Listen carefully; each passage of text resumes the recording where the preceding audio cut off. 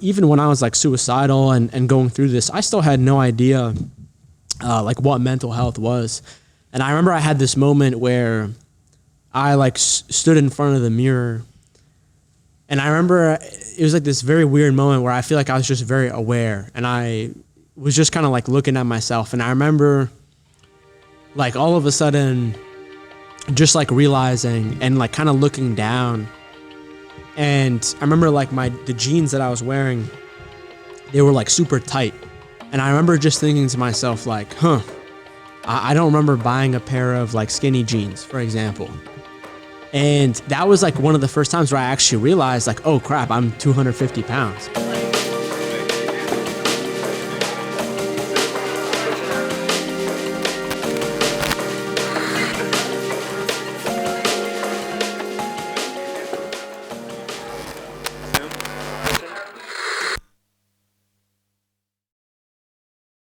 All right, I'll do a little intro. Do it. Once we're rolling. Are we? Yep. Oh, have we been rolling? Yep. Oh. Cool. What is this? Episode 31, I believe, with Mark Metry, myself, Michael, Cody. Hello. Fitting into sort of the story-themed side of our podcast, I think you have a really cool and inspiring story, Mark, but then you're also kind of using that to, basically be an advocate for people. How would you kind of give an introduction to yourself, or kind of, I don't want to introduce you or put myself. Another way. Who are you? Yeah. And what do you do? Who are you? What do you do? I'm Mark Metry, and honestly, I've been able to be a guest on, I don't even know how many podcasts now, probably like over 200, 250. And sometimes people ask me to introduce myself, and I feel like I can never come up with a good answer. And so I think the best way I've learned how to answer that is, so I'm 24, and for me personally, like I don't even know if I used the same intro last time, you tell me, but. No, you don't have to. You don't necessarily have to. We can forget everything that happened before and just be here in this moment. Okay, so what I was going to say is, also I don't know if this thing is glitching, but like it cuts out. And I don't know. It's because of the gate. So if you kind of come over here and like, if you're not eating the mic, it'll close the gate because it doesn't think anyone's speaking into it. So just kind of like be like, keep it close. Yeah, okay, if cool. You kind of speak directly into it. Yeah. Okay, cool. Hopefully I don't like kiss it or anything, but no, you don't have to actually kiss it. You can kiss it if you want. It won't hurt anyone. But. Maybe. So anyway, I would introduce myself by saying, I spent like every single day just trying to, in my life, just trying to like hide like who I was. I tried to just like not, play as small as possible. I tried to really just like not be myself. And I just tried to like hide from the world. And I didn't want anyone to know my story. I didn't even know I had a story. And, today that's like literally all I do. All I do is the opposite. All I do is really like talk and share as a podcaster, speaker, and as an author. And so for me, everything that I do today is the opposite of what I used to do. And so whether that's on my podcast or like on a talk, that's what I do. Is that your kind of your full-time gig now? Is podcasting? Because I know you started a company, right, that basically helped other people podcast, and then you sold that, or you backed away from that. Mm-hmm. Yeah. Right. Yeah, like at the start of this year, I was just like, so for me personally, like I've always been like an entrepreneur. And then in 2020, in March of 2020, I released a book, and it's called Screw Being Shy. Learn how to manage social anxiety and be yourself in front of anyone. Yeah. And that was like really me trying to like do this full time. And then it wasn't until like the beginning of this year where I was like, oh shit, I really have to do this. And then in like April or March of April, I went all for it and I left that. And I just started doing this full time. What have you been kind of learning from that, or how has that experience been? Sort of telling other people kind of how it's done, and then just kind of living it out and just. It's very hard. Yeah. Yeah, it's really hard. I contemplate it like every day, but contemplate stopping. No, I mean I wouldn't be able to stop even if I wanted to. But no, I mean I think the reality is you know, it's just crazy. Like I was having a conversation with someone on the way here, driving on the way here, and it was a conversation with this guy who was like 55 years old, and he's like a CEO of this company. He's very successful. And he's trying to have like this like group, like this like weekly group, like sessions where me and like a small group of people will get together, and then we go through like this program, this curriculum over the course of like 9 weeks. So he was trying to join that, but I was telling him on the call that like I spent every single day of my life, like I described, just like literally thinking that I was just going to work at McDonald's for the rest of my life, or just thinking that I would never be able to talk to people or be able to be confident or like literally just be able to do anything because of just my previous years of life. And to go from that and then to go to a spot where I host a podcast, I've been trying my best to like grow my presence online. I released a book. I have a TED Talk. I'm in a couple of different docu series. I've been able to do really crazy things, and under the passion of just like anxiety, social anxiety, mental health, where it's just like my entire life. Like literally, this is just my entire life. Like last week I was like in this restaurant in Boston with my girlfriend, and this guy, as the waitress is taking us to our table, this guy stops me and he's like, yo, are you Mark? He's like, yo, I follow you online. And he like tells me this whole story. He was with his mom, and like that happens every once in a while, like and it's on always the way to getting powerful. your table. Yeah. Yeah. And it happens all the time. Like, for example, like my parents originally, like they came from Egypt and they immigrated here. And so for them, like their only definition of success, or like what they know, is like, oh, you go to school, you go to college, and then you like become a doctor or you become an engineer, and like that's how you become successful. And like my parents don't, like I feel like they still don't really comprehend exactly what I do. But like I was at the mall with them like a couple months ago, just kind of random. Like I don't really go to like malls with my parents. We were just like walking around, and like this guy walks up to me, and we start talking to my parents are there, and they start listening. And I think that's like when they really realize what I do. So it's just super interesting to you know, be able to live a life where, you know, it's just like who I am is just, you know, how I live and how I make my living.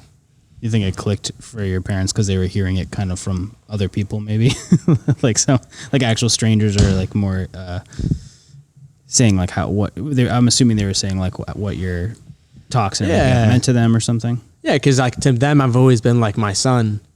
Like they're like I've just been some kid that they've had who's just like grown up over the years. And then some kid. You're just some kid we had. Yeah, and then I remember like, what do you mean you do things? Yeah. And then like I wonder where the social anxiety came. Oh my god. Oh man, kidding. From them. No, but no, like I remember in 2019 when I had like posted things to my social media. My parents started following me on social media, and I got to be interviewed by Forbes. And I remember they, like when I came home one day, or like when I was visiting them, I came in, like they had my interview on the TV and they were just like watching it. So I think that was probably the first time when they were like, oh shit, like this kid who's just been growing up, like, you know, other people recognize him. So I don't actually know your backstory. If you're willing, I'd love to hear. You don't need to go into super detail, but I would love to just hear your story from growing up and what those struggles were, and then your journey of overcoming those struggles to where now you're actually kind of a leader and helping people with those struggles? Yeah. I mean, it's a huge story, man. I know it's a Good lot. luck. It's a tall ask, but if you're willing to. Sure. So for me, my parents, they came to the U.S. like a year or two before I was born, and they came from Egypt. And, part of the reason why, for example, they came is because I also have a sister, and she was already born at that time. And, my parents are like, my family and I were like within Egypt, we're like the religious minority, like 5% of being Coptic Orthodox Christian. And so if you look at Egypt's history, like it's not a very good place to be who I am in that country. And so my parents, they left, to go to America to give us better opportunities. And I was born, up in Cambridge. And then my parents, we first moved to Lawrence, Massachusetts, which is like where a lot of immigrants move to. Sorry to interrupt. Like when you watch, I'm so it's going to be sorry. really difficult. But Pounding. if you hit this, it's like a clunky sound in the mic. Sorry. Okay. No, Continue. thank you. Yeah, continue. Let's see, where was I? So You moved to Lawrence. Or they yeah, I moved to Lawrence. I remember living in not so great areas. I always talk about this. I've gotten heat for this, but I remember growing up and seeing other people, like other kids, like being very young, just like doing drugs. And I remember just like not I remember this very specific story where I don't even know what kind of drugs they're doing, but I remember like being offered drugs or like trying to be sold to, and I was with these friends, and I remember just saying no. And then I remember the day later when I came back to school, none of them would talk to me anymore. So I remember growing up there. I remember seeing my dad's car get stolen, just some interesting areas overall, but there's a lot of great people in that area for sure. And so for me, I was just in that situation. I remember I was always, very crafty, very entrepreneurial. Like I remember selling baseball cards, Pokemon cards. And I remember like moving like 10 different times. I don't really remember where, but it was all to different areas, like around that place in Massachusetts. And another moment in my life that was, I think, very significant was there was this period where I was from 2nd to 3rd grade. I keep doing that pounding thing. I just get passionate and I'm just, that's weird. I don't know. No, it's all good. So I remember being like in 2nd grade and then moving to 3rd grade and moving to a small town out in Western Massachusetts. And I remember this was also like post 9/11. And I remember going there and, let's just say that place wasn't very diverse. And so I remember being the only kid who looked different from everyone else. And then I also remember being discriminated against by a lot of kids, different teachers, getting bullied. And it was just like this time where, it's so weird to remember back, but it was just this time where it just like felt like I just had to hide. Like I just had to just step into my shell like a turtle. And so I remember from that point on, I just remember having no friends, like always being the very shy guy, then getting terrible grades at school because I couldn't focus and I had some other learning issues. So yeah, it was not a very great situation. And I remember for me also at that time, I started to get into video games, also the internet, YouTube, social media was happening at that time. And so I remember just being in different situations where I started different YouTube channels. I started different websites. I learned how to program, code, do different, make iPhone apps, websites. And I remember just escaping into that world. And, I remember just launching different websites, all kinds. I was very much into video games. A few of my different projects and things that I started became pretty successful. I started making 6 figures, was able to change at least financially my life, my family's life. And still, despite that, I just remember being 16 and 17, 18, and then stepping into this money after having really no money. And I remember just still feeling the same exact way that I had felt of just always being socially anxious, always being depressed. I had all other sorts of health problems too. And basically for me, when I was 18, I went off to college. And when I go off to college, I don't know. I just start to become different. Yeah, I just start to become aware of my life situation. I start to become conscious of just different things in my life that I didn't know before, or like my story or anything. And I started to realize like, oh, I actually have social anxiety. And then I kind of fell down like this, probably like the darkest chapter of my life, where I just like fell down the spiral where I, became like, very seriously depressed. Next thing I knew, I weighed like almost like 250 pounds. I couldn't go to sleep at night. My lifelong social anxiety turned into like social isolation. I stopped talking to my family, my friends. I started to abuse alcohol, drugs. And I actually found myself in this place where, I was like suicidal for the first time when I was like 18 in 2015.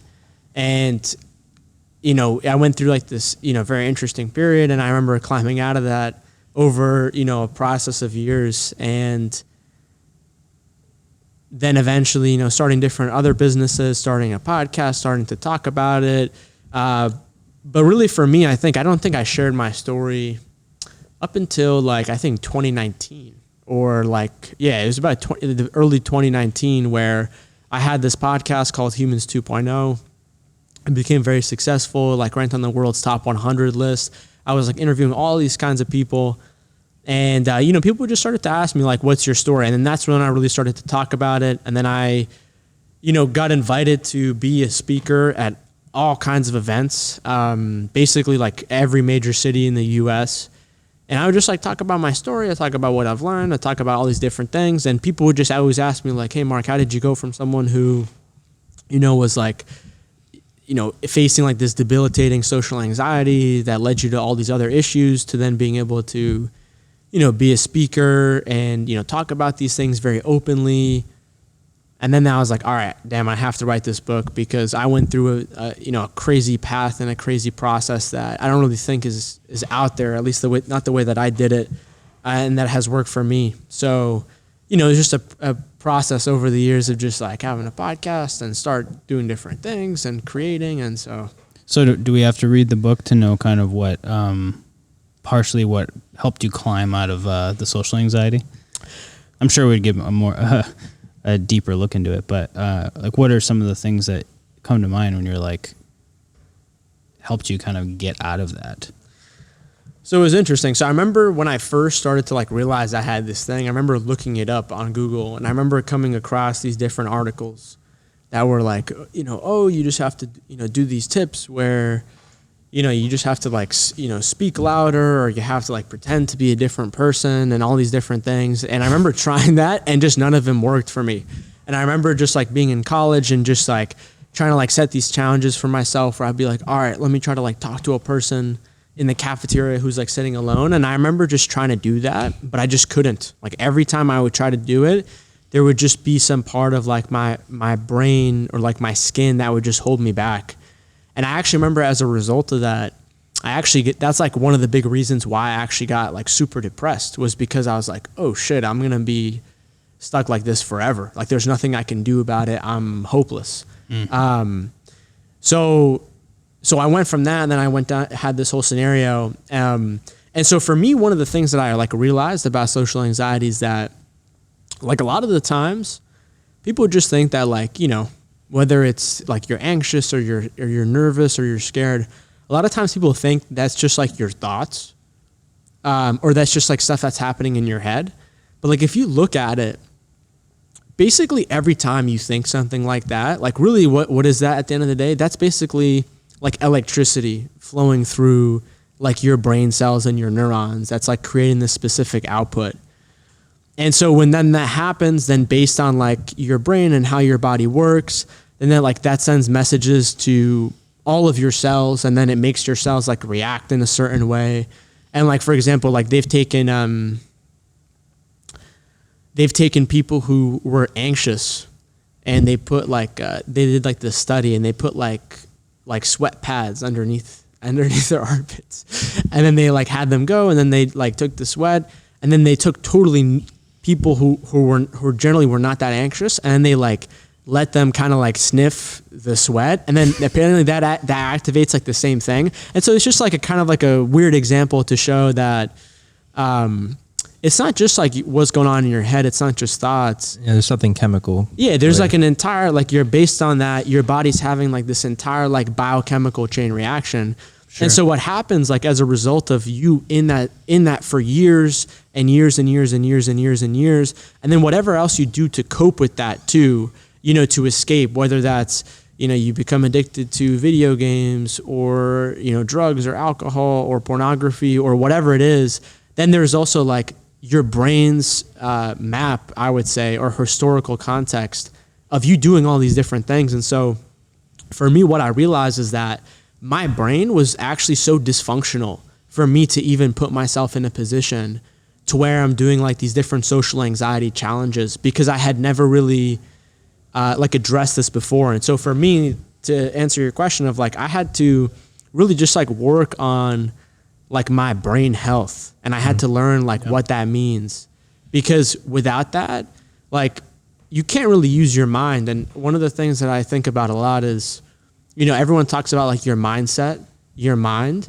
but also like your mind, your mindset is also housed in the physical organ that is your brain, which is like this thing, the same way your heart or like your hands work. Yeah. And I think a lot of people today, a lot of different kinds of people, I think a lot of times like the world doesn't really know that. A lot of people haven't caught up to speed, because our world, you know, in our environment, it's not very good for your brain, you know, and there's a lot of different things that I can talk about. But for me, what I had to do is I had to first focus on my brain health, and even just like learn, I don't know, like some basic like neuroscience to be able to basically go from the same way that you break your leg, for example. And like, if you break your leg today, if you're a kid, you break your leg, you know, the world has like this entire process of how it deals with that. Yeah. You go to the doctor's like, all right, here's this cast. You know, let me wrap you up in this thing, take this medicine, go here are these crutches. Yeah. And then you come back a month later, and then they take off part of the cast, and maybe they give you a different kind of cast. And then by like the third month, you know, they take the cast off, or I don't know. I've never broken my leg, so I wouldn't know. But and they give you crutches. And it's very obvious what you should be doing in those settings, and when something's happening with your mindset or your brain, it's not as obvious, right? Is what you're saying. There's a multitude of different things you could dive into. That's like, oh, this will help, and no, this will help. And it's, imagine having a broken leg and having like 10 different doctors telling you like different ways you could heal it. You'd be like, what? Like, what do I do? It sounds like you, at the height of your social anxiety and brokenness, trying to just jump in cold to some of these like tips and tricks that you're finding online to break through your social anxiety. It's like the equivalent of just deciding one day you're going to run a marathon when you haven't even successfully run a mile, right? Like you need to do all the work and training to get yourself into a condition where you could actually achieve the marathon, and you were just jumping in cold. Have you heard of, I'm sure you have, but Dr. Daniel Amen? Yeah, I've interviewed. Yeah, there you go. So, I mean, then I'm not even going to try to explain who he is, because you probably know better than I do. But I just know that his biggest thing was like, why does every other doctor look at images of the organ that they treat, and yet we don't do that with the brain? Like you were saying, it's a physical organ that has chemistry and neurons firing, and there's pathways that are being formed every day, and like we can actually measure those things now. Have you had a brain scan? No, I haven't. I haven't had a brain scan like the ones that he does at Amen Clinics. But I have had a different kind of a scan. Like, for example, I have this this device at home, and it doesn't like scan my brain, but it measures my brain waves. Interesting. Yeah. So what does that tell you?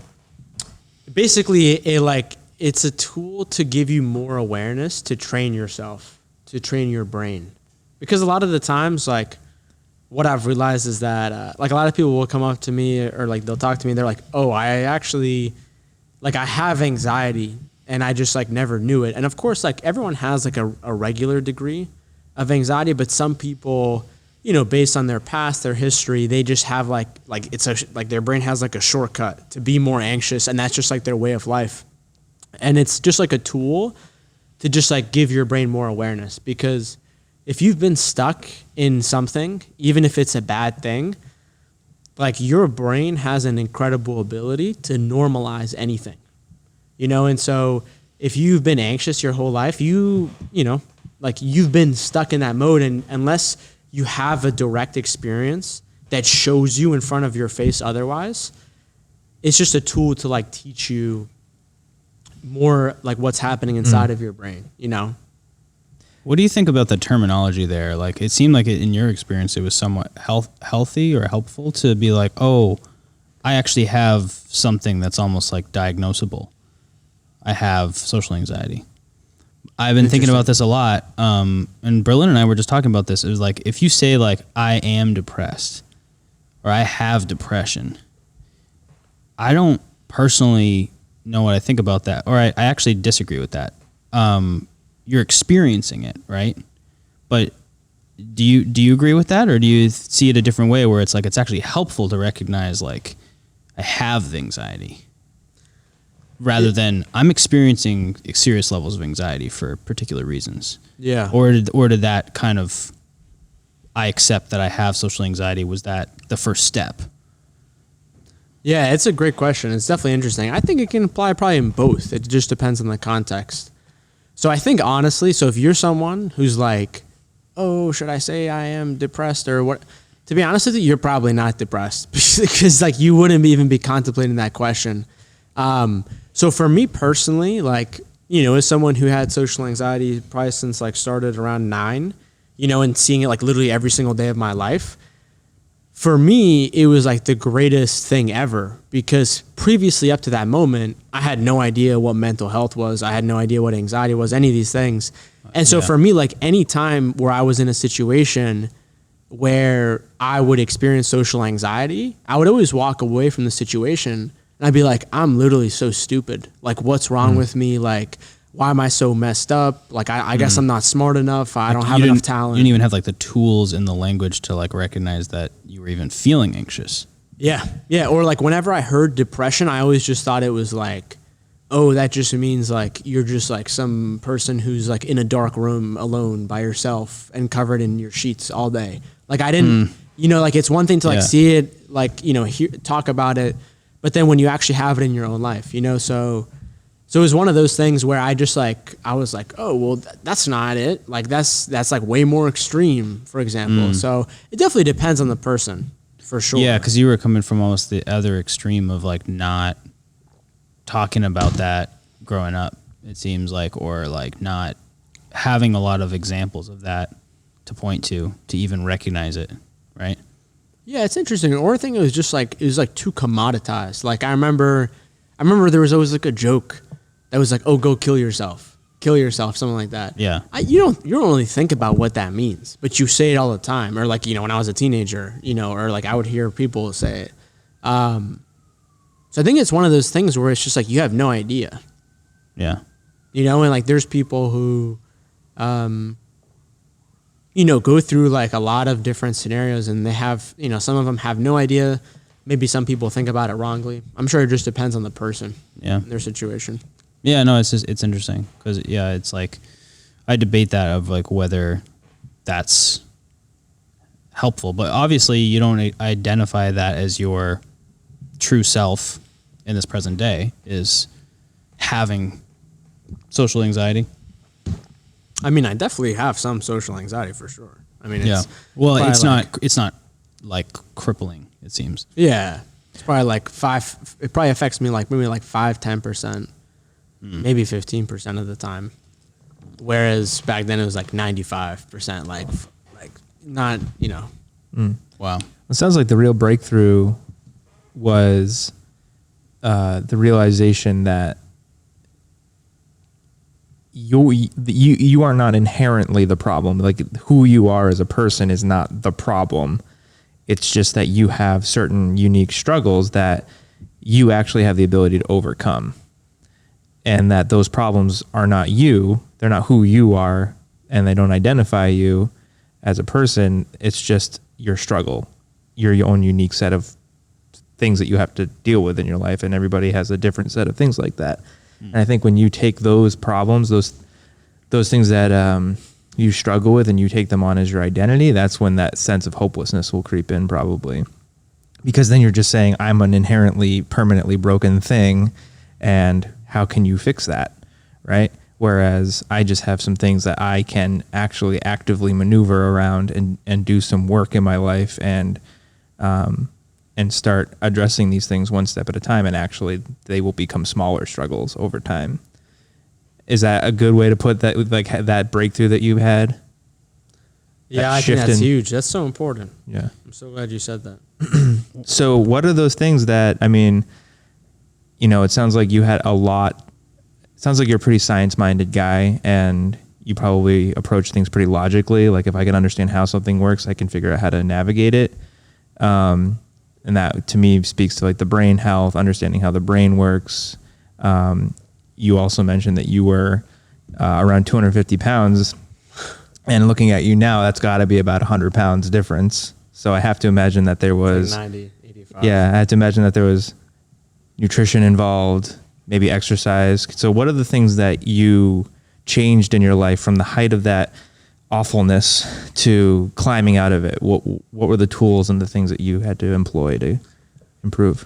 Yeah, you know what's so interesting about what you said before about the whole identity thing is that I think a lot of the times that can happen to you if you just like don't know, if nobody tells you.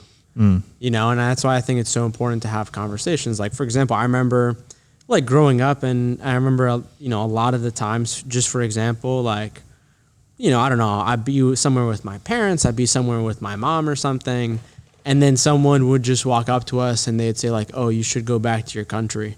And I remember when I went through that, you just like don't understand what that means. And if someone doesn't tell you like, oh, that person is not very smart, like that person has their own issues, what happens is you just like take that on within yourself, and you're like, accept it as oh, truth crap, or something. I shouldn't be here, you know. And then you go through all these different things, and then if that's never addressed, then that literally becomes like your internal, you know, dialogue or whatever it is. It could be your parents, it could be, you know, bullies, it could be all kinds of different people. So I think that's definitely huge. So what are the steps? There were so many steps. I think for me, what was the first thing I did? So for me, like, again, when I was like suicidal and going through this, I still had no idea like what mental health was. And I remember I had this moment where I like stood in front of the mirror, and I remember it was like this very weird moment where I feel like I was just very aware, and I was just kind of like looking at myself. And I remember like all of a sudden just like realizing and like kind of looking down. And I remember like the jeans that I was wearing, they were like super tight. And I remember just thinking to myself like, I don't remember buying a pair of like skinny jeans, for example. And that was like one of the first times where I actually realized like, oh crap, I'm 250 pounds, because I gained weight very fast, very quickly. It was crazy. And so that was my first moment of like, oh crap, I'm overweight. And so I, you know, just like I remember Googling like, how do you lose weight online? And I remember just like, yeah, exactly. Yeah. You come across like all these, you know, you come across like 7 billion different results. Yeah. All these detoxes. How to be healthy. How to do that. Yeah. That's like a rabbit hole, I'm sure. Right. Yeah. You come across all this stuff. And so I remember trying all these different things. I remember trying, you know, like trying these different things and trying all these different diets. I remember going on a plant-based diet. I remember doing all these different things. And I remember I think the thing for me that really changed was just like understanding, you know, even though I was overweight at that time, I was never really motivated. Like, I was never an athlete. I never played sports. I was never really motivated by like the physical part of it, even though I was overweight and I should have lost, you know, should have been motivated by that. I still didn't really care. And so for me, what was really interesting was just like learning that like the food that you eat, it has a lot more to do with just like how, you know, how much weight do you sort of carry? Because I had always learned that like, oh, you know, you just eat food to just like have your stomach be full with something so you're not hungry.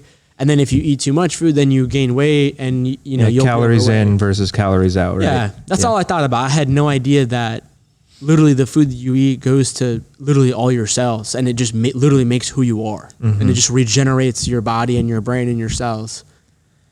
Every function of your body is literally dependent on the food that you put in your body. Yeah.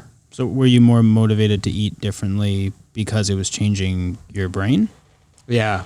Okay. Yeah. And it kind of happened accidentally, but like I remember just kind of like following this diet that I forget the name of it, but it was this diet that was all about like mental performance. It was like a brain health diet. So like all of a sudden I started eating all of like this healthy, all like these like healthy fats, and then I started removing all these bad fats, and then I started, stopped consuming basically all kinds of processed junk food, sugar, all that stuff.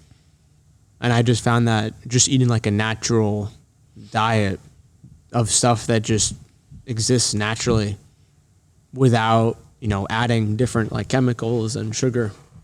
Were you trying a lot of these things like all at once, or is it just like, oh, the realization this is going to really help my brain, I'm going to try this and see if it's just my diet? Or is it like, or were you trying a bunch of other things too? I remember I probably experimented over the course of like 6 months. I remember 2 months I went, or like a month and a half, I went plant-based. I remember once I did this other kind of thing. I mean like other things to basically remedy like what you were feeling, what you were going through with just social anxiety and everything. That was definitely my first step. Food? That's interesting. Yeah. I mean, for me, I wasn't actually trying to even deal with my social anxiety. I was just trying to deal with being overweight. Like I had no idea what mental health was. I was just like, oh shit, like that was terrible. I don't want to go through what I went through again. So I had no awareness. I literally had no idea what I was doing. Yeah. I was literally just Googling. And then like through that, what happened was, I remember I woke up all of us, like, I mean, it wasn't one day, it was like a period of months. Yeah. But I remember I woke up and I was like, oh, wow, why do I feel like my mind and my brain is like way lighter? Like, why do I feel like I have way more energy? Why do I feel like I can like focus on things for the first time?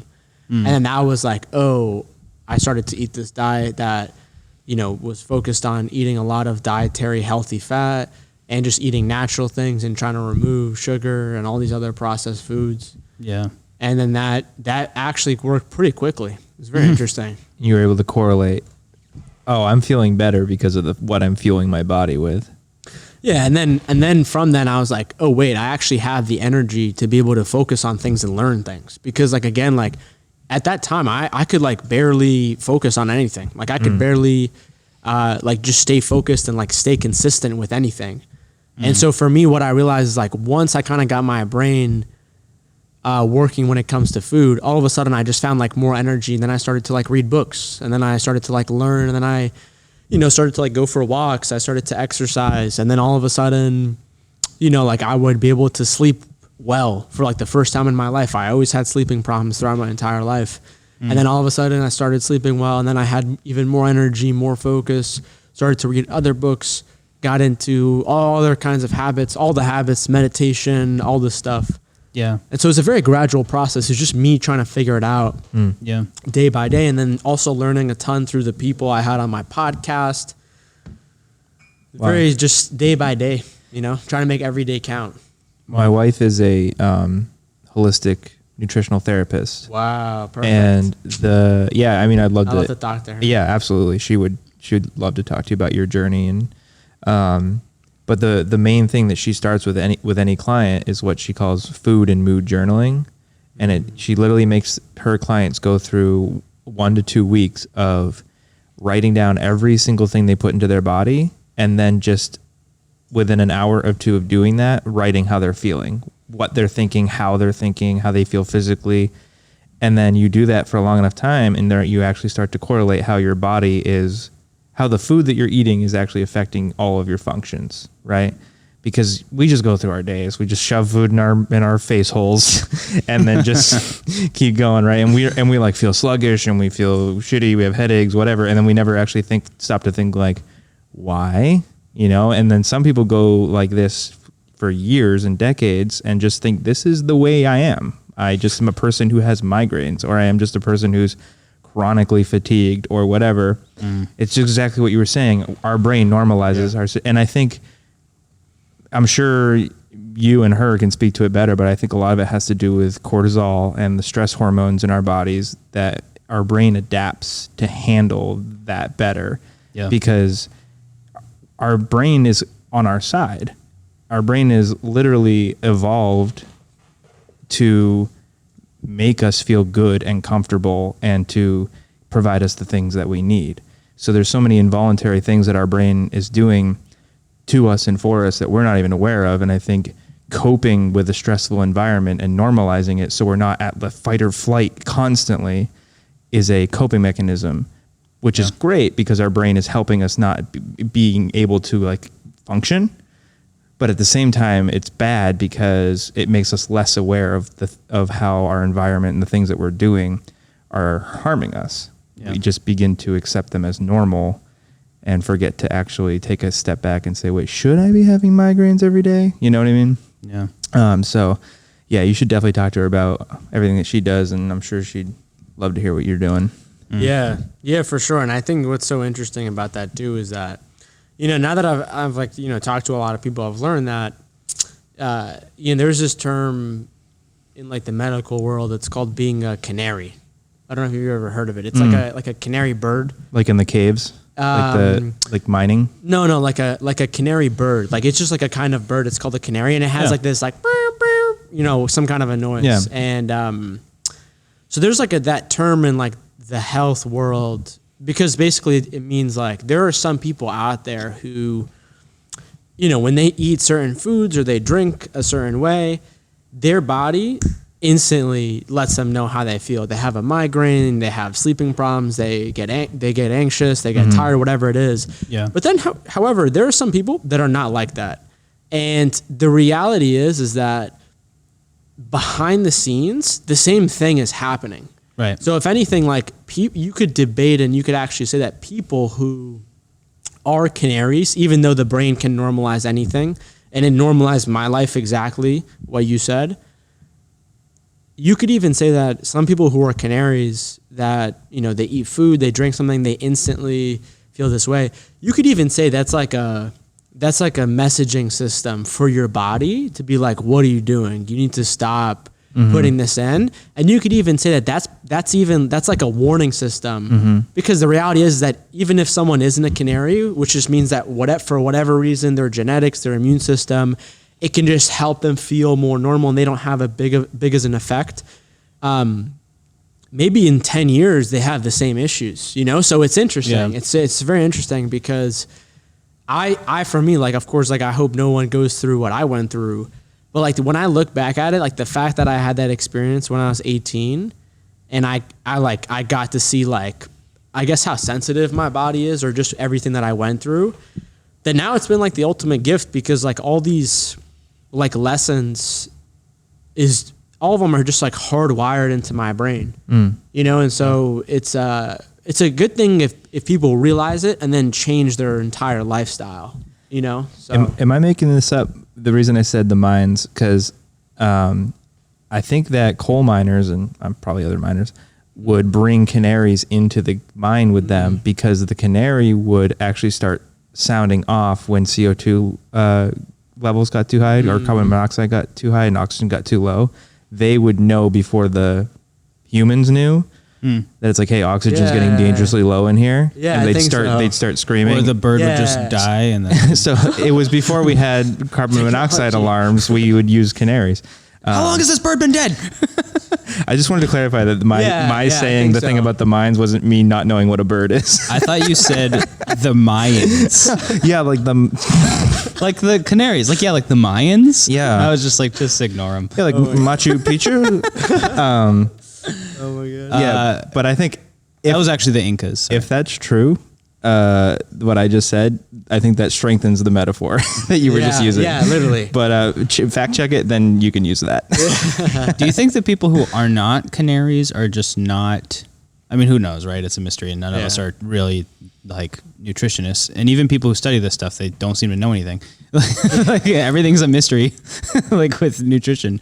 But like people who are not canaries are just not in tune with their like mind body connection and like with food, because I know some people who it just seems like there's just no, they're drinking like 10 sodas a day.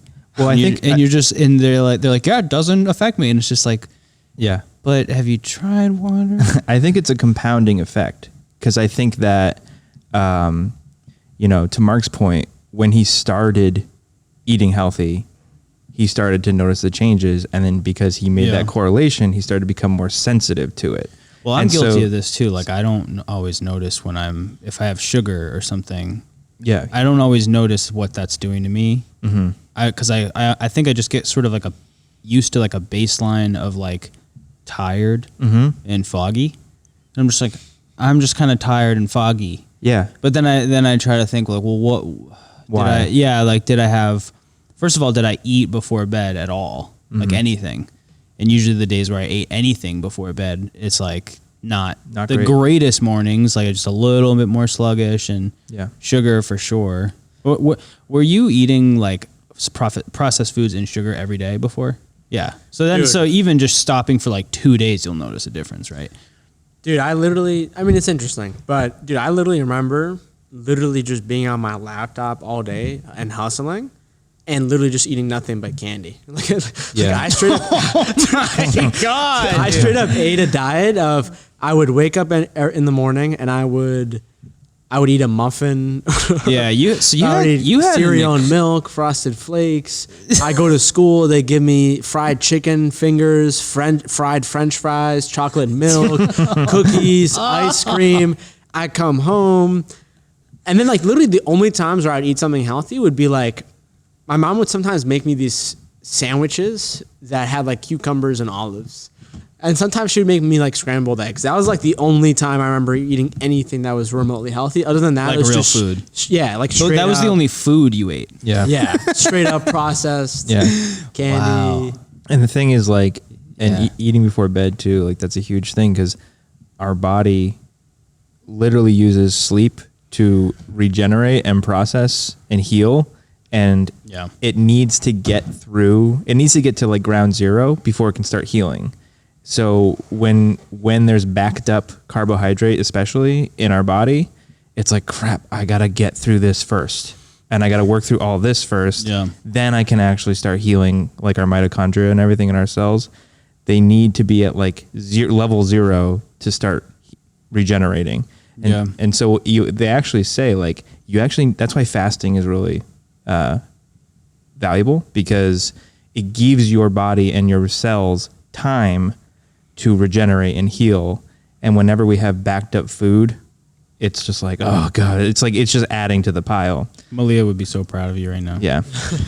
Do you mean fasting like the intermittent fasting that people like to do these days, or do you mean like fasting every so often you fast for a few days or something? I think there's probably validity to both approaches. I think that's another thing that she'll preach is bio-individuality, meaning what works for me is not necessarily going to work for you. And you need to figure out what your body needs and what your unique makeup is. That's what's tricky about all this stuff. Yeah, it's so interesting, and to go off both of your points about about the feeling that you get after you eat food, and then what you just said about mitochondria. So for me, like one of the biggest things that when I learned this, it like completely changed my journey, and it was learning about this thing called the gut microbiome. Mm-hmm. Yep. And for people who don't know, this is like a bacterial ecosystem in your body that has like the human genome expresses around 20,000, 25,000 human genes, something like that.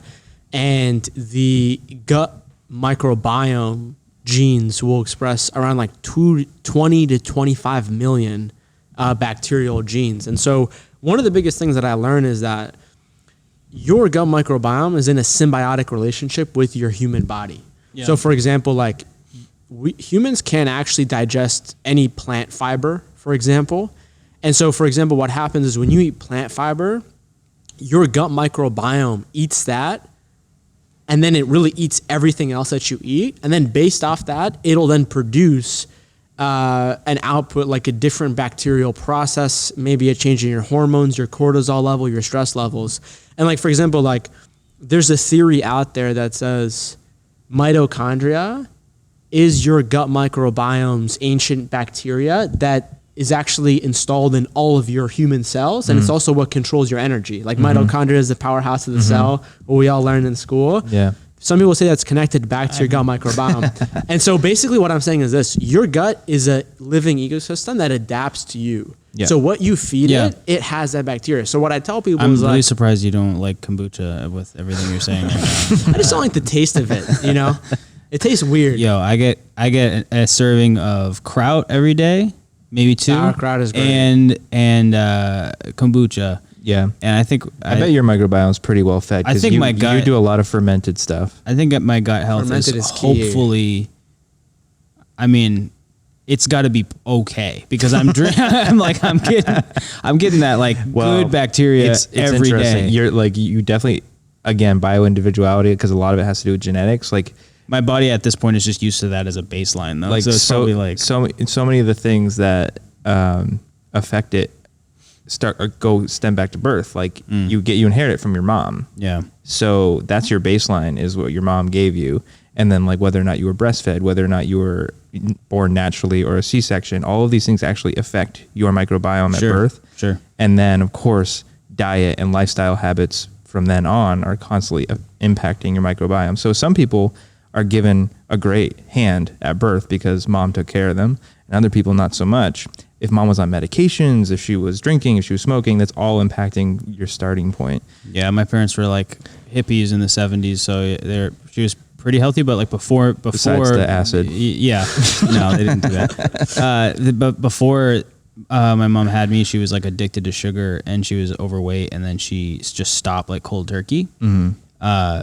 She literally thought like God told her to like stop eating ice cream. It was like, it was like, this is your last bowl of ice cream. Like she like heard that. And then she stopped eating sugar. And then I think that was when that might've been before me or whatever. But so the whole time she was pregnant with me and growing up, there was no sugar. That's why I was laughing at like what your diet was. Imagine? I was just envisioning like my mom watching me eat that, or like I've never experienced like that amount of junk food like in my life. And imagine your ADHD growing up with that diet on top of it. Dude. Well, so I developed like this thing where like if I would go over someone's house and they had video games and sugar, like Fruit by the I would foot. want to go over all the time. Oh, yeah. Because I didn't have any video games and there was no sugar to be found in my house. Like even with peanut butter, there was Teddy peanut butter. You know, there wasn't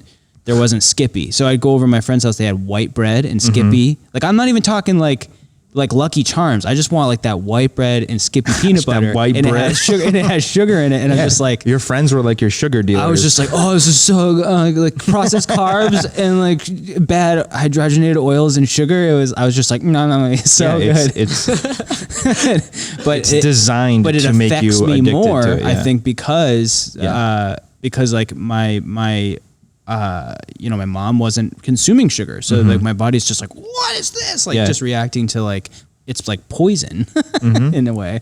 Yeah, it's no different than like anything, coffee or anything. The more you, Hey, don't about talking about coffee. no, I'm addicted to coffee. I know, I'm just kidding. Not in No, the I'm same just category. the reason I drink 3 to 4 cups of coffee a day is because I drink 3 to 4 cups of coffee a day. If I scaled it back to 1, eventually 1 would be enough. Yeah. But my tolerance has gone up, right? My We sensitivity. got to move on from nutrition, but I will say No, we don't. We keep talking about Well, it. one thing that I've done. I'm curious what your guys' is like routine has been with food and drink and everything. But one thing that's actually changed the game for me recently with coffee is I listened to a podcast with like a nutrition expert that comes at it from more of like the neuroscience and the microbiology or whatever.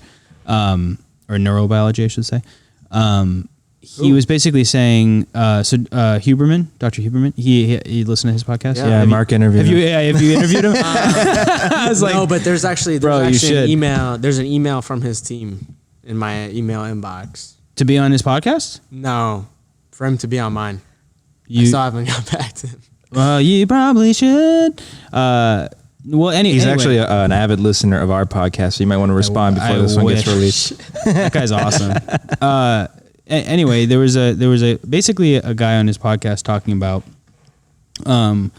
what happens to your brain with caffeine.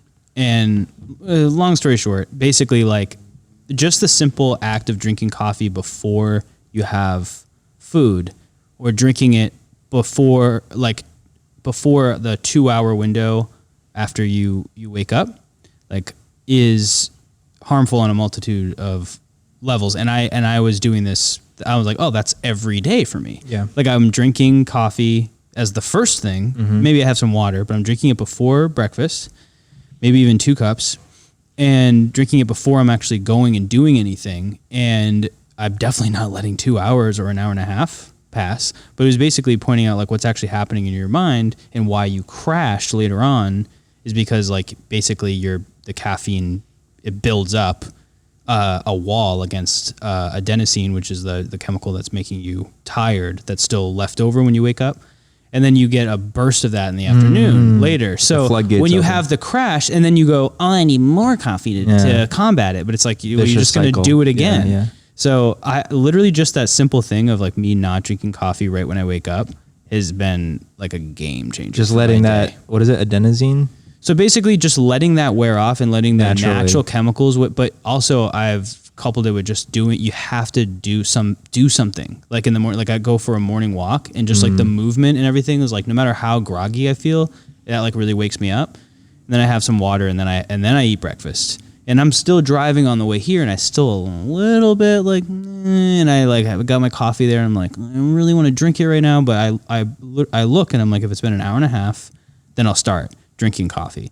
And then you get this like from like 9 a.m. or 10 a.m. to like 1 p.m. So you have much more energy. Like I'm used to like by like 1 p.m., 2 p.m. I'm just going downhill. Like I've just like thought that was just my normal. Like I guess I just don't like life. Is that why you're always yelling at us around lunch? And like, yeah. And then if I have carbs at lunch, I'm just like, you know. But today, I mean, I had chicken parm pasta for lunch, and I still feel pretty good. Oh, so it doesn't matter. So, but I just that coffee thing is like, I don't know. I've been kind of fascinated that it's actually like had such a change, because it doesn't seem like a very big deal. It doesn't seem like a huge thing. So, to your point, this isn't a nutrition podcast, even though it's something that clearly all three of us have some level of interest in. We call it a storytelling podcast. And Mark, you've obviously are someone who has not just overcome the struggles in your life, or some of the struggles in your life, and have grown as a human, but then you decided that you weren't going to keep that to yourself, and you decided to start telling that story. Can you explain why you thought it was important to start telling other people what you've experienced, and how that's impacted you and others along the way? Yeah, but can I just say something real quick about coffee? Yes, you can. I one time, so I didn't grow up drinking coffee, but I took this break from coffee for 3 months.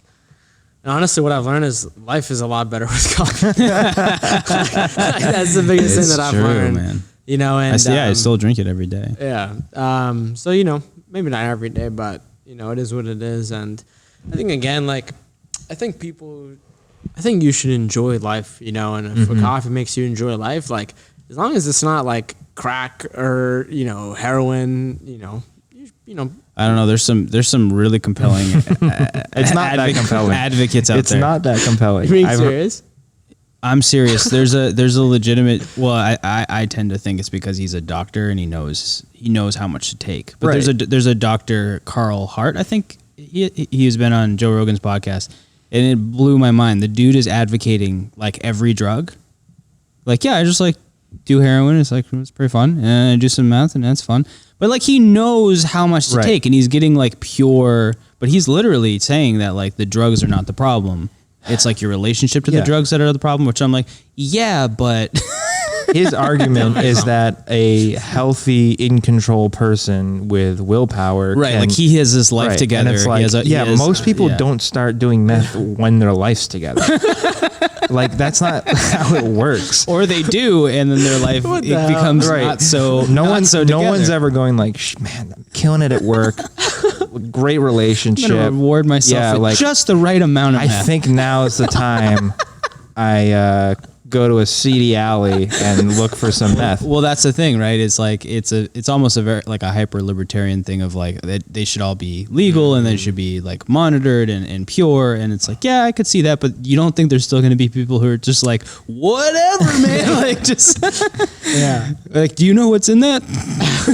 Yeah, I think he's either willfully blind to human nature or he's super naive. Like, I just think he's extremely optimistic, but he's also it's sort of the thing where it's like if you already have that knowledge, you're like, huh, yeah, it's like a no-brainer. But it's like we're talking about nutrition. It's like there are plenty of people out there. It's just like, yeah, but I want to eat a box of ring dings. yeah, They don't care. Like, and they don't really know exactly all the things that are in the ingredients. They don't care. And if they read it and you told them, they'd be like, yeah, but I want to eat them. Mm-hmm. You know? You know, one thing that I would say about that too, real quick, is that I think a lot of the times, like, you know, when you say like, oh, I want a cookie, or oh, I want a Coke, for example, you think of like Coca-Cola, but there are other Cokes that you can drink out there, and there's like all kinds of different alternatives that are out there. Yo, there's some probiotic sodas. I had to like stop myself from drinking these because they do still have a lot of carbs, but there's some Olipop? at like Whole Foods. Olipop, dude. Yeah. It's like so good. Dude, they sponsor my podcast. Yo,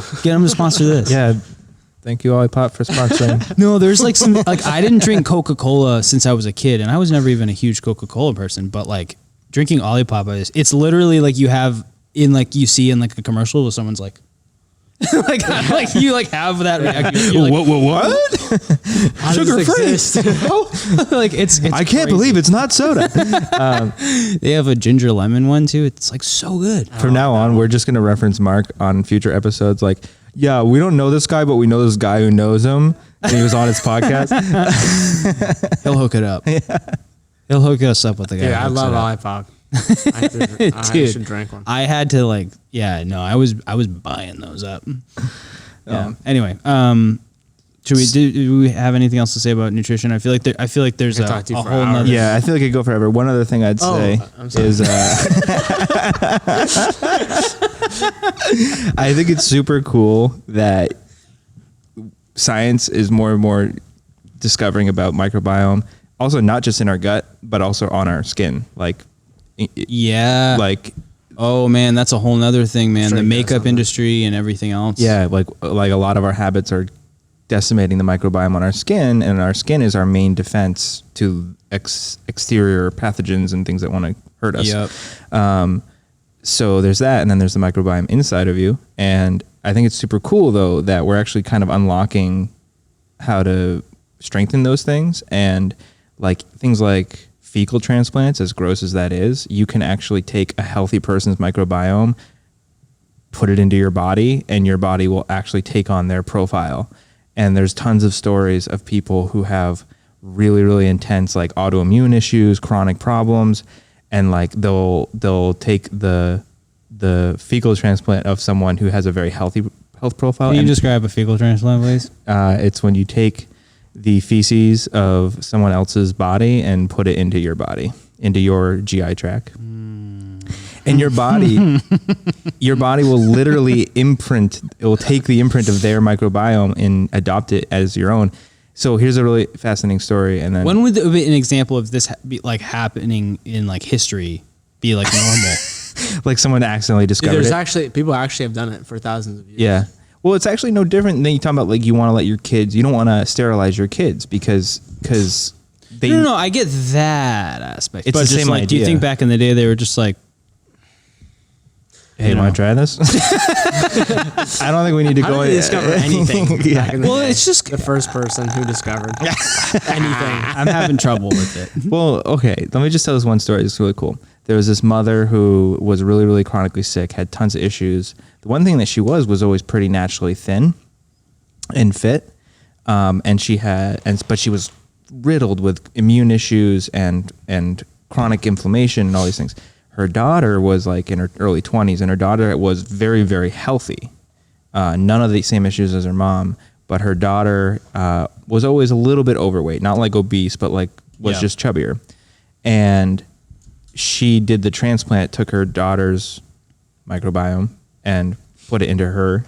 And within a month, all of her health problems were gone, but she gained like 30 pounds without changing any other lifestyle factors. So it's like literally she just like took her daughter's life, body and everything and just took it on just like that because of the microbiome. Does the microbiome play that much of a role in the way our fat is stored? Everything. It has it's like the key to who you are physically. Literally. It's fascinating. Maybe one day we'll be able to shrink down and just like sit down and chat with our microbiome and see what's up, going dude? on. You talk to trillions of cells. They're like, Talk to hi, bacteria, I'm the real you. virus. And that's the newest thing. Malia just got certified in actually doing GI mapping.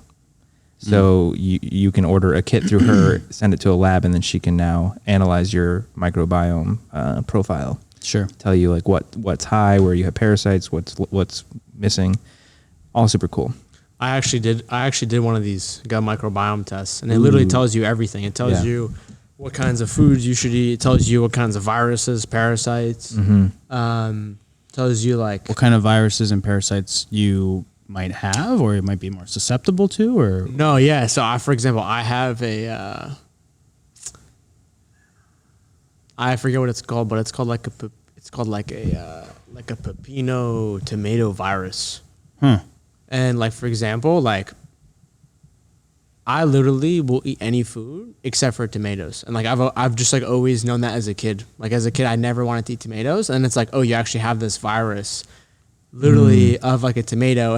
And your gut biome is saying no. We have an aversion to that. Yeah, and like that's actually what I was going to tell you before. Is that like you know when you're talking about how you feel after you eat foods, your gut is like a living organism that grows with you. And so what I mean to say is like, so if you eat a lot of Oreos or whatever, your gut microbiome is literally going to produce the bacteria to eat the Oreos. So, and then that'll create more of its bacteria, which may make you feel like you feel better when you eat Oreos. And also like when you crave certain things too, like you have like this entire jungle. Well, you're making me crave Oreos and peanut butter right now. That's how I eat them in a big old glass of milk. On top of that process, So good. where your body's crying out for these bad foods because you've created this hunger for them. Yeah. The reverse also happens, which is nice. Yeah. Once you start actually giving your body good food, you start to crave bad food less. Yeah.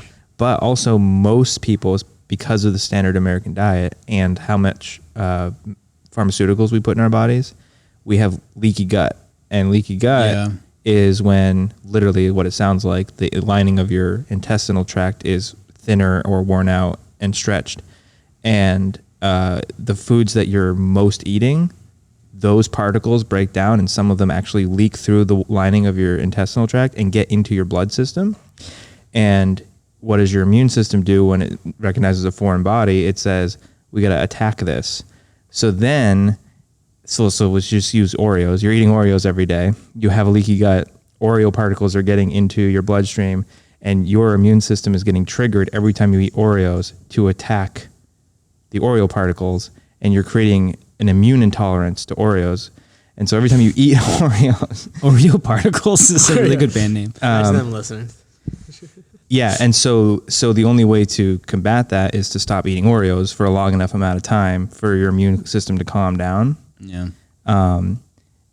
And that's another thing that she can actually test for is what food sensitivities you have, and you have to like chill on those for a while. Yeah. To let your immune system relax.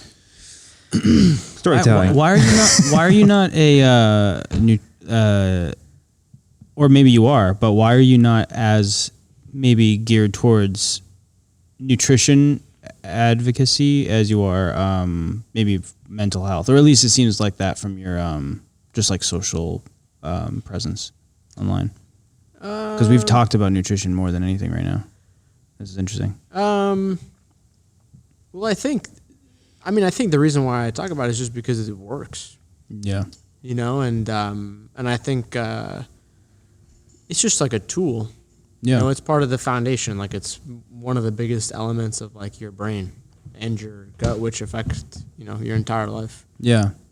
But do you think it's easier to like get certain things across to people when it's more the utility of mental health and social anxiety and that type of thing. Like tips and tricks for that type of that like area versus food and nutrition and everything. Wait, I'm sorry. Can you rephrase your question? Because your online presence, you're not really known as someone who's big on like nutrition and everything. But it's interesting because like our conversations that comes up a lot. So I was just wondering. I'm like, that seems like something that interests you a lot. Like, what is it more about the other side of things that I see online more from you? I definitely try to talk about nutrition as much as possible. Yeah. Like on my podcast, it's like half a chapter in my book. Nice. So yeah, I definitely try to talk about it. No, yeah, that's cool. Yeah, I noticed like how much it's come up. It's interesting. It just even other times we've talked to. Well, I mean, maybe if people are coming to you because you're saying, here's some ways to deal with your mental health struggles, who cares how they come to you, because you're probably going to provide the nutritional part of it, right? Mm-hmm. Like, so whether you lead with it or not, maybe is not important. It's like, if it's in what you talk about and it's in your book and the things that you're communicating as part of the tools that you need. Yeah. No, it's just, I guess, just anecdotal, just from my experience knowing you, I mean, it's what got me started on my journey for sure. It was the first step that I took. Yeah. All right. Maybe getting back to answering the question you had, like, yeah, when did you realize like, oh, sharing my story is like really valuable? Editor, rewind a few minutes to when I asked that question about storytelling. Black and white clip here. And then repeat the clip of me asking that question. So, can you explain okay, why? and then I just asked the question about storytelling, and now you're gonna go to it. So again, like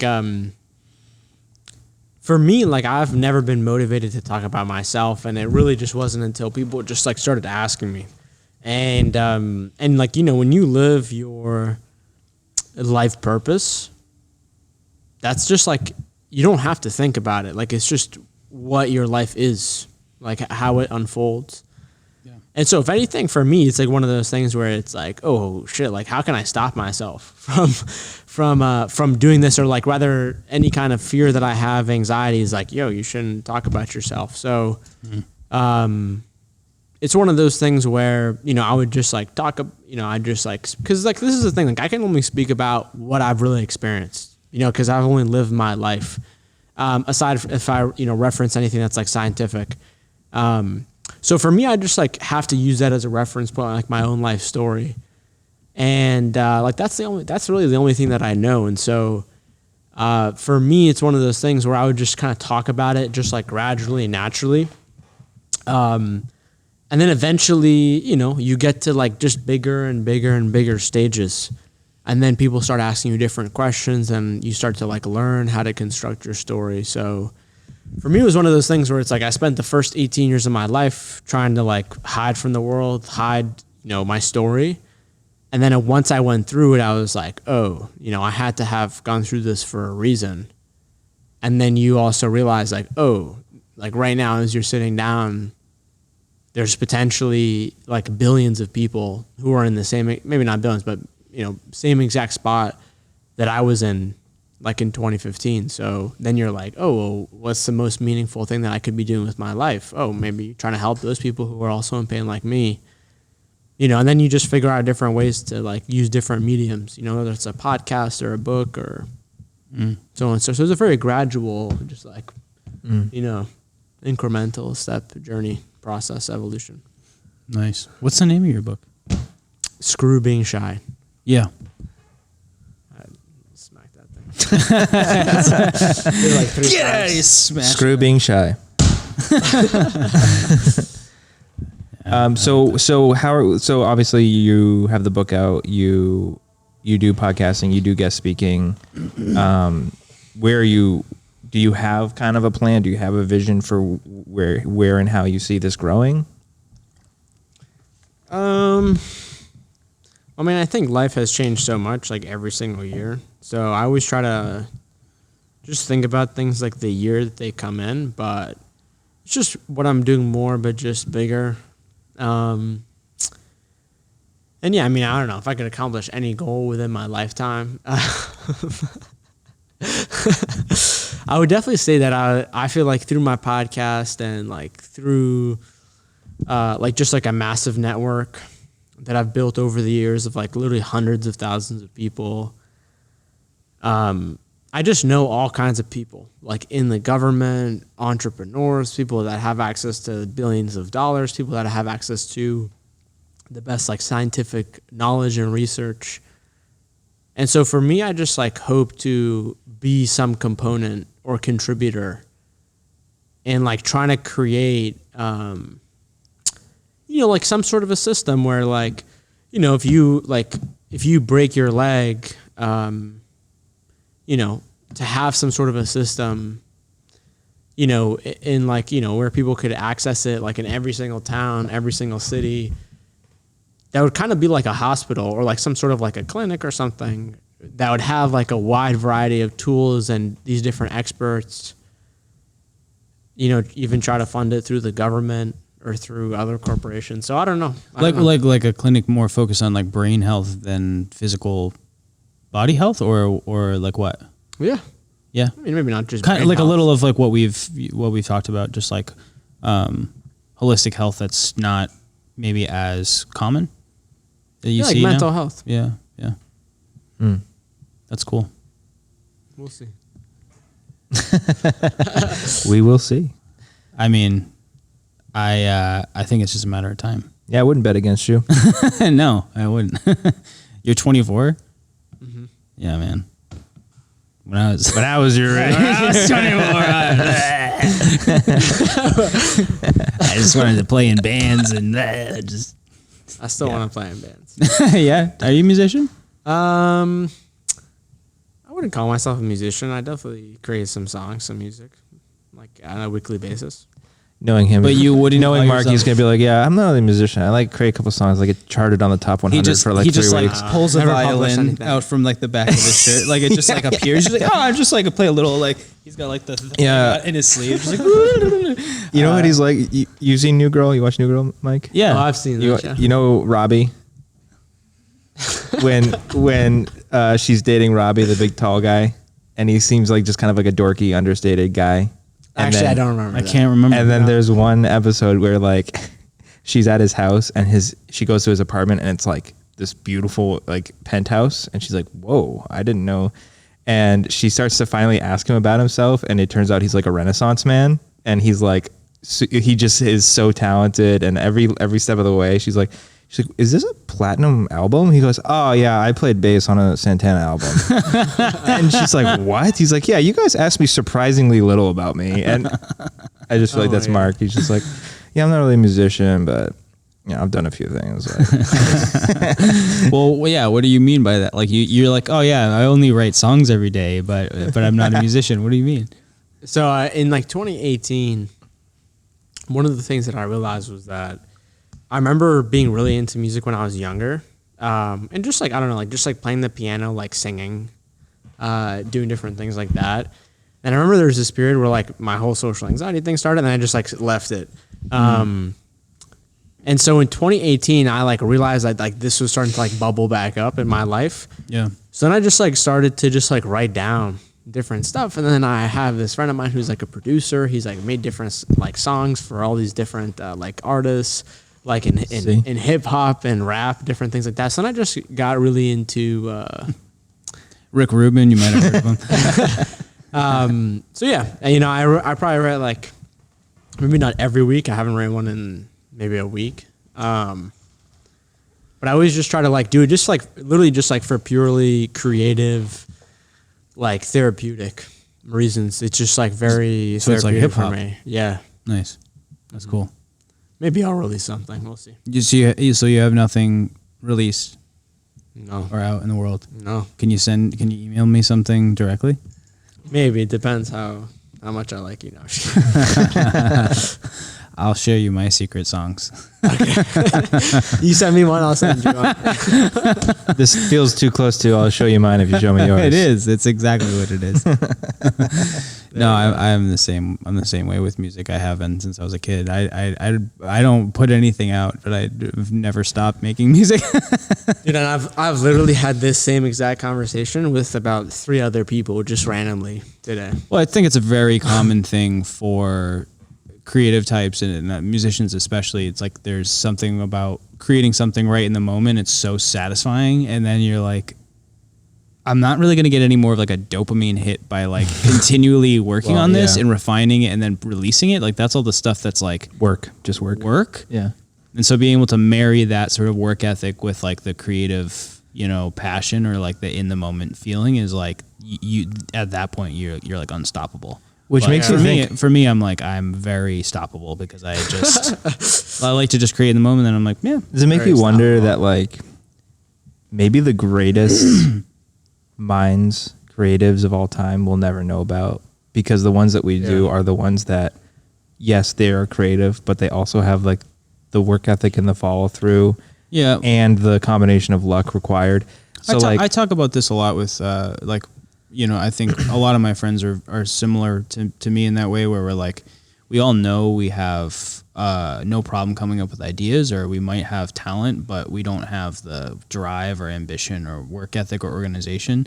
And I don't know, this day and age, I don't know if that person exists, like, cause it's just so easy to just film someone. You know what I mean? Like this nowadays, like the best of the best are probably bubbling to the surface every now and then. But back in the day, historically, I mean, who knows? Yeah, probably not. Like you think about like composers that are even somewhat known, right?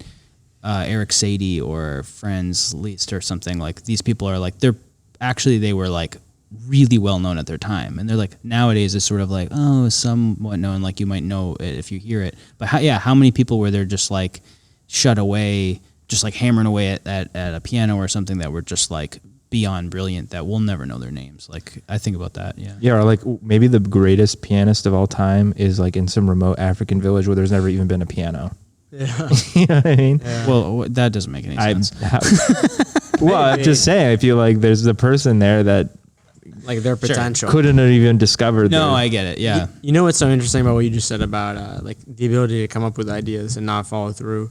I remember in 2016, I went for a walk at night with my best friend. And I remember it was like I had just started like this like different business, this different company. And I remember he told me, he was like, I don't even know what he said, but he was like, we were just like having this conversation. He was just telling me that, he was telling me like, everyone has ideas, everyone has talent, everyone, can do different things. But he told me like at the end of the day, like people just come up with these ideas and they just like go home and just like watch football and just like forget about it. Yeah. And like he told me, I remember on this walk, he was like, one of the things that's different about you is that you just like go home and you just do it. And like for me, that's definitely been like that's always been a quality, no matter what kind of like other weakness or cons that I have, of just like when I find something, I just like become obsessed with it and I just like do it again and again and again and again. I just like it just like becomes my world. And then that's why I know like if I ever produce anything music related, if I'm gonna go in, I'm gonna go in, and I'm too busy right now. I have other things to focus on. But when I do, that'll happen. But I think like that's so important because you don't really think about that, in terms of like people who are creative. Like you always think about talent or they're smart but then you just think about like, oh, they just like every day they just like do this thing. Like they've literally like messed up their entire life and just like focused on this one thing, and they're just like obsessed with it. Voluntarily or involuntarily, and they just like do it every day. And like, definitely easier said than done, but it's very simple, but also it's very hard. And I feel like a lot of the times, like that's it, and I feel like sometimes people, again, sometimes it depends on the person, but I feel like some people are like searching for like some crazy, like secret trick or like some magic thing that they can do. But like, really it's just that it's like the ability to, do and like fulfill your dream, your purpose, your mission as much as possible. But then it also gets very complicated because there's all these other things inside of you and outside of you that are trying to pull you away and you don't even know. So interesting. Yeah, I tend to think like the people who get really successful at something, it's like they could just have a really good work ethic. Like they might not even be anything. They might not really have that much to offer or like be like that talented or skillful. They could just be tenacious. I'm not saying like most people who get successful, I'm not saying that about them, but like I realize like you might just have a really good work ethic and like, but that's enough because you'll get there. Yeah. And then you have to think about like what motivates someone's work ethic. Like, dude, honestly, I'll tell you, I used to work way harder. Like literally when I was in the middle of my anxiety. Well, you were saying you made like 6 figures at 16. Yeah. Like, I mean, yeah, like literally when I had anxiety, had no friends, literally didn't do anything except like try to go home and like escape into a different world. I was literally working so hard. It didn't feel like it though. You know, and so I think also too, it's just, you know, we're all at different spots in life and everyone's journey is different. And some people are after different goals, you know, and so it just depends. Yeah, success is an incredibly subjective concept. Sure, it is. I know. I mean, I'm the most successful guy at this table, so according to me. You should be happy. You should be healthy. Yeah. That's definitely success. Yeah. Yeah, I guess I mean in the traditional sense when I say that. What I truly believe success is something different. Yeah. Yeah, I mean, success is drinking the right amount of coffee and having a good microbiome, honestly. Boom. And Olipop. Allowing yourself to have Olipop. Dude, Olipop is good for you, man. Olipop is good for you. Dude, I know they sponsor your podcast, but they don't sponsor ours. I'm sorry. I'm gonna go buy. Go to DRI right after this. Use my coupon. Use Mark Metry at checkout. Actually, just Mark. He has exclusivity on the Mark coupon code. Yeah, man, that's amazing. You should just show them this clip, and then they'll sponsor us. No, we're not. We don't even. I don't think I'll ever have sponsors. It's not that type of thing. I didn't have sponsors on my podcast for 3 years. Yeah. And then I did. I was like, I should probably get money from this. Maybe in 3 years. Yeah. Yeah. Well, what do you think? Should we wrap? I don't know. I'd love to know some more. I feel like we gave a lot of like interesting tips for nutrition. What are some other like tips for that come to mind for you that you'd want to share along the lines of like mental health that because you share a lot online and I find a lot of it really interesting and helpful. Like what's something that you're thinking about lately? Like maybe just one thing or just anything that people might find utility in for if they have social anxiety, mental health, or just like want to climb out of some sort of hole.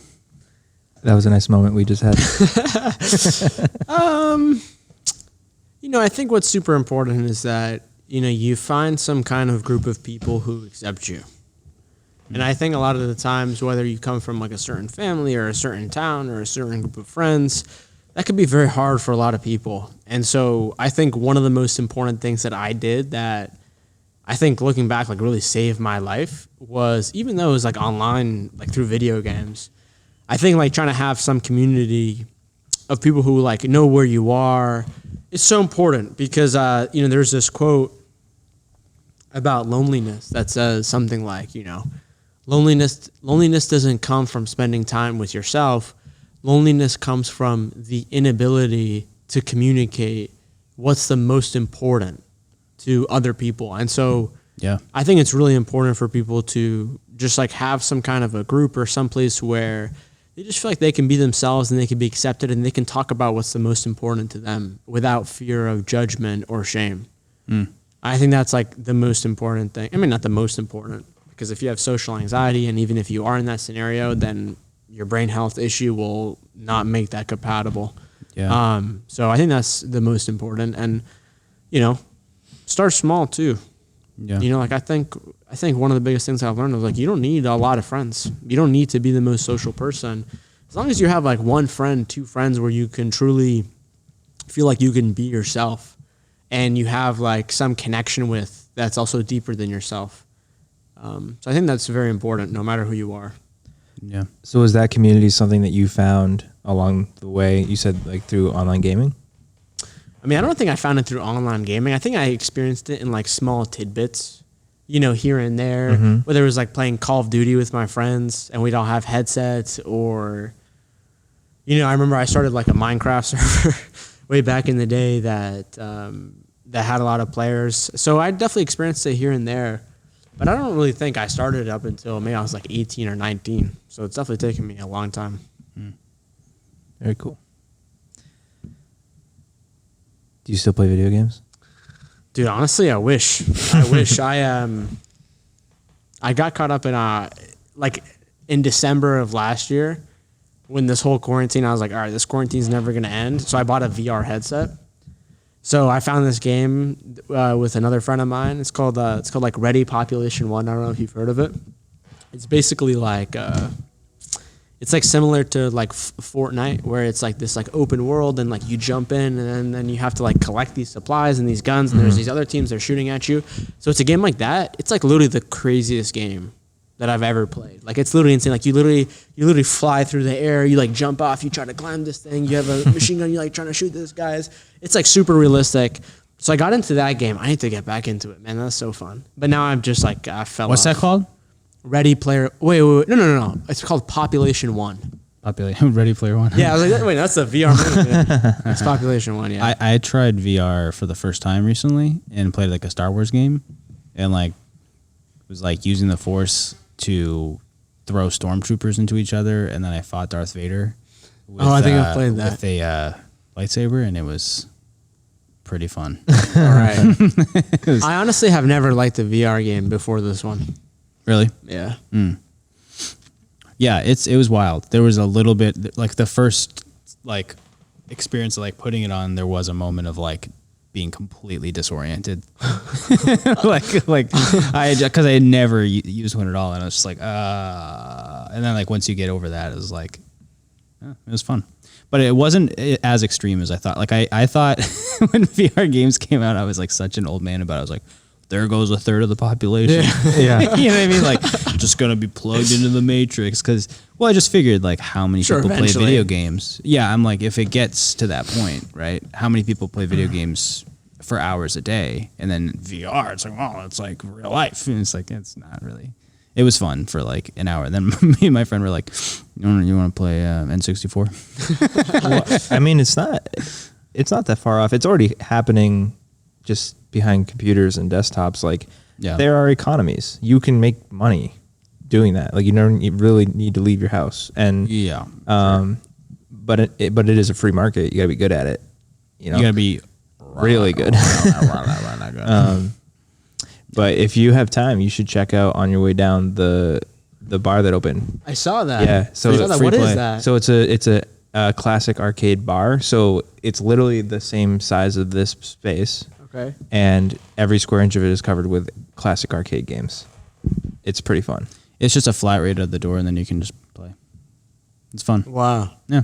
That's so awesome. I should go. Yeah, it's a very, very throwback feeling. I grew up with, older siblings who had the only video game system we had growing up was the first Nintendo. So I grew up playing. I feel like I grew up in the 80s in that arena. So when I go to an arcade, I feel very at home. I'm like, God, this is a game I totally know I can beat. You'd go to a friend's house and play PlayStation 2 and eat Wonder Bread, and your brain would explode. Yeah, basically. And I'd play like Mortal Kombat, and then years later playing like Halo and stuff. It was just like, this is crazy. But it was just because I didn't have that myself, Yeah, we didn't have cable growing up, so I only had like the local channels. And then when I would go to friends' houses that had like cable and they had like Cartoon Network and Nickelodeon, it would be like blowing my mind. And same idea. Yeah, I didn't have cable either. Me neither. I was so sheltered. Now, did you make your own clothes and churn butter? Whatever, that sounds awesome. If I grew up churning butter and making my own clothes. Michael, come in. It's time to churn the butter. Why are we British? I don't know. Just feels more old world. It does. Oh, man. Brother Michael. Papa. I'm coming, Father. Jeez. I haven't finished tending the chickens. Oh my God. You're actually describing like How often have you practiced this? not often enough. This is a character that's developing in real time. How many other characters do you have? Most of what we do, we as in Cody and I, when we interact, is 90% characters and nonsense, and then 10% work. Oh my God. And then sprinkled with the characters. I was thinking one day that you and I should just do a podcast, just the two of us, with no plans, And no conversation. And just the no characters. conversation allowed. and just see where it takes us. Just the characters. And then we would delete it and never share it with the world. Well, me and my friends used to do this. We would film ourselves just riffing. It's just improv. Yeah. All it is improv, and we would just be riffing, and then one of our friends, if he was there, would film it. And so we have like this whole YouTube channel that's just private, that is just years of this that I forgot about all of it. Like one day he uploaded this stuff. He's like, check this out, and it was just years of all these nonsense improv Oh my God. things that we would do. And I mean, some of them are still. I mean, I still laughing now. I'm like, oh, these are actually kind of funny. I would love that. But, that's how Malia and I met, was in high school improv class. Really? Yeah. That's great. Yep. Explains it. There you go. Well, yeah. I mean, my buddy was telling me, he's like, Boston has this like improv live thing. Like you go and you're like, you kind of feel at home, because I realized it's I've just been doing this my whole life and never really done it or been around people who do it professionally or have a name for it. So yeah, I don't know. Anyway, Go. going off on a whole other tangent here, but I feel like we can I mean, I wrap. think we covered it all. Yeah, where can people find you? What's your address? You're like, What's your address? You're like, I got a big enough following. I don't need anyone to find me. For our two listeners, let them know where they can find you. So if you go to my website, which is just my first and last name, markmetry.com, it's the best spot. Boom! It's got the whole link tree. That's there. the gateway to all the other Mark Metry paraphernalia. And I gotta make sure it's soon. And your book is how much? And it's on Amazon, I assume. Yeah, people can just Google it. Yeah. Look up my name. just freaking use the internet. What are you doing? Yeah. I'm not gonna sell my book. We're I love it. we are selling Mark Metry bobbleheads if anyone's interested. Can And I please have one? it's like we have a sweatshirt and it's a picture of him like I wonder who would buy that. I mean, Probably just my mom. how weird would it be if we sat down and you just met me and I had that sweatshirt on? The police. that would have been worth it. That's where our if we ever get sponsors, that's where the money's going. Is whatever the next guest is. So we just get a one custom shirt that And it's you wear, and it's a picture of and it's a them picture that of we them. took that Yeah. they didn't know about. So it's like them sleeping the night before the podcast. Oh my God. Here at Votary Films. They're like brushing their teeth. They're like, that was this morning. Yeah, it's a great sweatshirt. Oh my God. Buy it online. How'd you have that screen printed so?